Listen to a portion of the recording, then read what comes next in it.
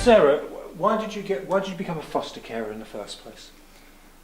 I adopted 2 children 15 years ago, and I'd always worked in a bank. I've been a bank manager. I'd done 36 years in the bank, and I decided that I needed to change career paths, and I wanted to have a go at the fostering. I applied about 5 years previously, but the time wasn't right because I needed to carry on working in the bank. So I just felt that I could make a difference to a lot of children out there. I thought I'd got a lot to give, and that's why I thought I'd give it a go.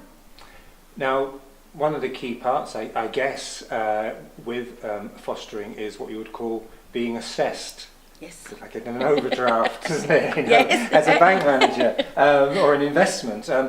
Take us through, for the benefit of people watching this, what the assessment process was like.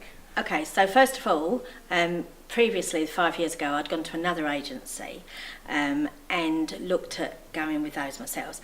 And then I decided that I would look around for different agencies. I looked at Children First. Kim came out to see me.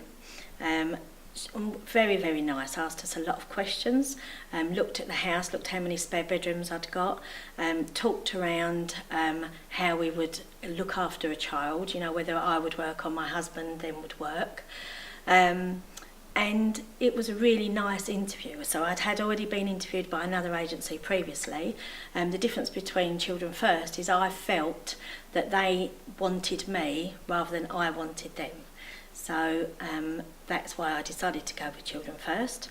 But Kim came round for about an hour and a half, and it was a very relaxed conversation and some home truths about what it's like to foster children. Do we think that we could cope, you know, with the different streams of children out there? Because that's very important. I know she hovers in the back of when we're filming just now, but, Yes. but Kim, and she's a very modest woman, Kim's key skills of wanting to, those soft skills of wanting to recruit you. She's not somebody coming in with a clipboard saying, "Are you good enough for us?" No. Although it's robust, she cares about you and wants to buy into you. Yes, she was very, very interested in myself and my husband, and you know what skills that we had. And you know what we could offer and what that child could actually offer us as well, you know, any children coming into our house. But yes, it was Kim herself who actually took us to the agency, really, that, you know, made us decide to come to this agency. It was her skills and her nice manner. How long have you been with Children First? Just now? over a year now. How's it going? Very well. I started last March, and we had a lot of respite children to begin with, which was quite good because obviously they were only in our house for, you know, up to the weekend or maybe a week, so we knew what it felt like to have other people's children or other children in our home. They'd already come from other foster carers, so we knew when they were coming, when they were going back, and that was very nice. It felt a bit like a holiday.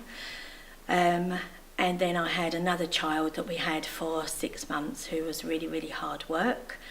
She left in November, and then unfortunately my husband passed away in December, so then I became a single carer.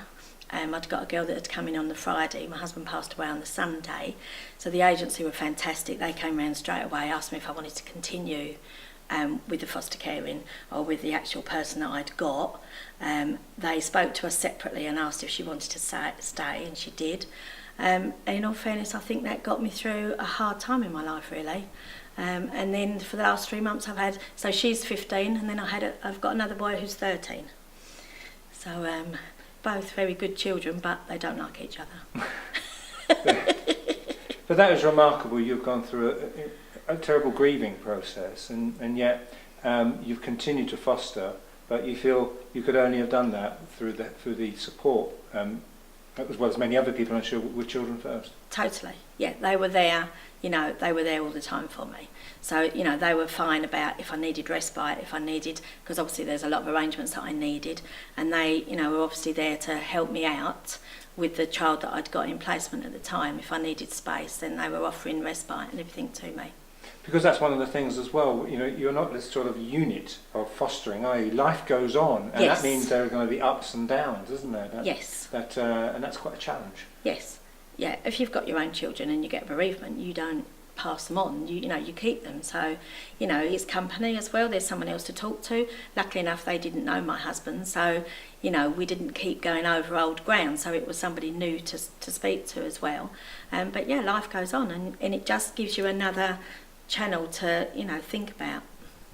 Tell us a little bit about the reward system they've got in place here at Children First. Oh yes, okay. So what happens is, I'll take you. I've got a friend that was interested in the fostering, so I gave their name to Kim.